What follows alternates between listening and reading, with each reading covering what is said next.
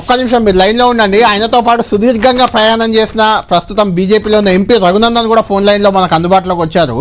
రఘునందన్ గారు, ఎలా ఉంది కేసీఆర్ స్పీచ్లు? మీరు చాలా చూసుంటారు. పక్క నుండి మెదక్ జిల్లా అధ్యక్షుడిగా 10 ఏళ్ళు ఉన్నారు బీఆర్ఎస్, అప్పటి టీఆర్ఎస్ లో పక్కనే ఉన్నారు. ఆయన స్పీచ్లు చాలా. ఎలా ఉంది ఈరోజు స్పీచ్? ఎలా ఉంది?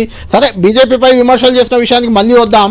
అద్దంకి దయాకర్ గారికి మాత్రం ఆ స్పీచ్ నచ్చట్లేదు. మీకు ఎలా అనిపిస్తుంది? ఏమింది కళ్యాణ్ గారు, అందులో కొత్తగా ఏం కనబడ్డది చెప్పండి. ఒక మాట కొత్తగా మాట్లాడింది చెప్పండి. ఒక పోలీసు వాళ్ళు రాసి పెట్టుకోరు అనే పదం తప్ప, పోలీసు వాళ్ళు డైరీలో రాసి పెట్టుకోండి రాబోయేది మా ప్రభుత్వమే అని చెప్పారు. ఆ ఒక్కటి తప్ప కేసీఆర్ గారు మాట్లాడిన దాంట్లో ఒక పదం కొత్తది చెప్పు. ఏడాది నుంచి టిఆర్ఎస్ నాయకులు కేటీఆర్ గారు, హరీష్ గారు రోజు మాట్లాడుతున్నటువంటి మాటల్ని ఇలా కేసీఆర్ గారి నోట మాట్లాడిపించారు. కానీ ఆయన నేచర్ కు భిన్నంగా మొదటిసారి కేసీఆర్ పేపర్లు పట్టుకుని వచ్చి చదివినట్టుగా అనిపించింది నాకు. స్టేజ్ మీద ఎవరున్నారని చెప్పేందుకు కూడా కేసీఆర్ గారు పేపర్లు పట్టుకొని చదివినట్టు అనిపించింది. అది ఆయన నేచర్ కు భిన్నంగా. జనరల్ గా కేసీఆర్ పేపర్లు పట్టుకొని చదవగా నేను ఎప్పుడు గమనించకపోతున్నాను. ముఖ్యమంత్రి అయిన తర్వాత ఏదో అంకెలు చెప్పేందుకు అని చెప్పి రాసుకొచ్చుకున్నాడేమో కానీ ఉద్యమ నాయకునిగా కేసీఆర్ ఎప్పుడు పేపర్లు పట్టుకొని చదివినట్టు నాకైతే యాదికి లేదు. కానీ ఇప్పుడు కొత్తగానైతే కేసీఆర్ గారి మాటల్ని వింటుంటే రాసుకొని వచ్చింది చదివిపోయినట్టు అనిపించింది తప్ప దెర్ ఇస్ నథింగ్ స్పెషల్. ఆయన మాట్లాడిన ప్రతి అక్షరం అది కాంగ్రెస్ ని విమర్శించింది అయినా, బీజేపీని విమర్శించింది అయినా, దెర్ ఇస్ నథింగ్ న్యూ.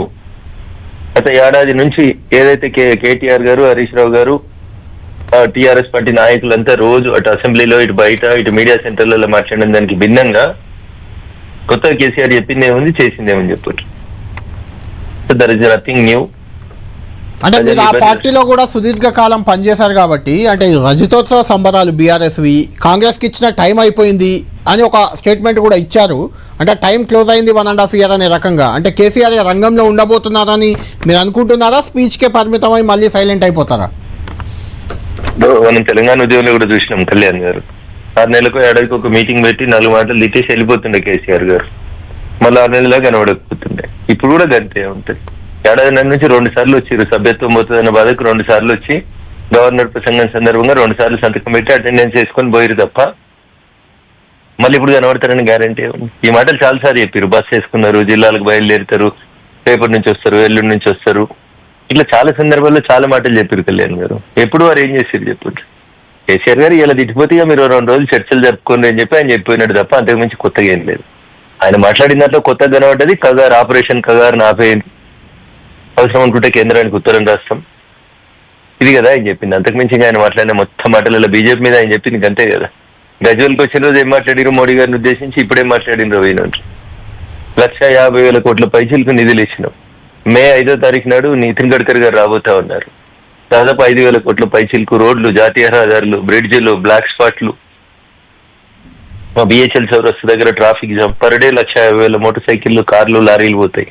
దానికి ఒక ఫ్లైఓవర్ కట్టి ట్రాఫిక్ సిగ్నల్ లేనటువంటి వ్యవస్థలను ఏర్పాటు చేస్తూ ప్రతి చోట డెవలప్మెంట్ కి మేము ముందుకు పోతా ఉన్నాం. వారు గజ్వేల్ కాన్స్టిట్యున్సీలో పెట్టుకున్న కొండా లక్ష్మణ్ బాపూజీ హార్టికల్చర్ యూనివర్సిటీ, వారు భూములు యొక్క పెండింగ్ పెట్టినటువంటి ట్రైబల్ యూనివర్సిటీ, తెలంగాణ వచ్చిన రోజు 2.8% జాతీయ రహదారులతో దేశంలో అతి తక్కువ జాతీయ రహదారులు ఉన్న రాష్ట్రాన్ని 4.0%కు దాటించి దేశంలోనే జాతీయ రహదారుల పర్సెంటేజ్ ఎక్కువ ఉన్నటువంటి రాష్ట్రంగా తెలంగాణను పెంచింది నరేంద్ర మోడీ గారు.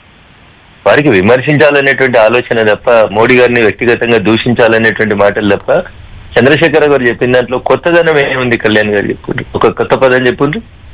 రైట్ దయాకర్ గారు, కాంగ్రెస్ పార్టీకి ఇచ్చిన సమయం అయిపోయింది, దీనిపై మీరు కంక్లూడ్ చేయండి. ఏం చెప్తారు దీనిపై? మీ సమయం అయిపోయింది, మీకు ఇచ్చింది. అంటే ఒకటి, వారి సమయము ఇప్పటికి అయిపోయింది కాబట్టి బయటికి వెళ్ళింది. ఇంకా 3.5 సంవత్సరాలు ఉంది.